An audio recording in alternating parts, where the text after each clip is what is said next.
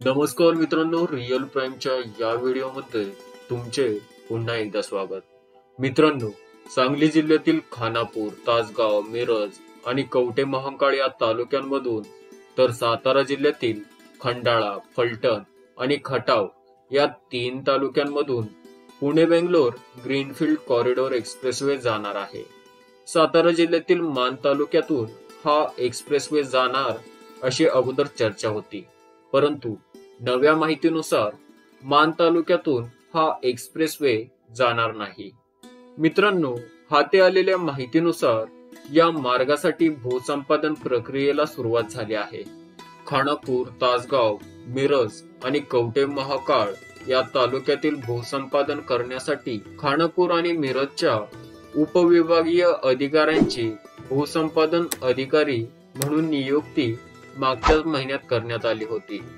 हा एक्सप्रेसवे जाणार असलेल्या गावांची यादी पुढील प्रमाणे आहे. हा महामार्ग माहुली, वलखड, वेजेगाव, भेंडवडे, साळशिंगे, जोंदळखिंडी, माधळमुठी, वासुंबे, रेणावी, रेवणगाव, घोटी बुद्रुक आणि घोटी खुर्द या गावांमधून जाणार आहे.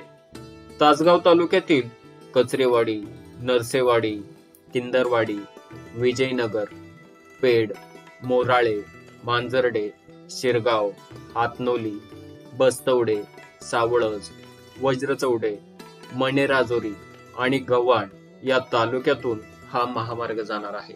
कवठे महांकाळ तालुक्यातील बोरगाव, मळणगाव, हारोली, देशिंग, बनेवाडी, शिंदेवाडी, कुकटोळी, रामपूरवाडी आणि कोगनोळी या गावातून हा महामार्ग जाणार आहे.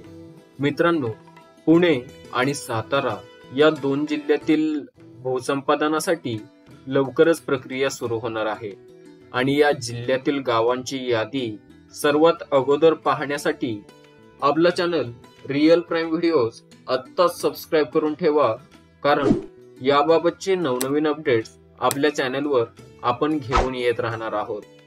धन्यवाद.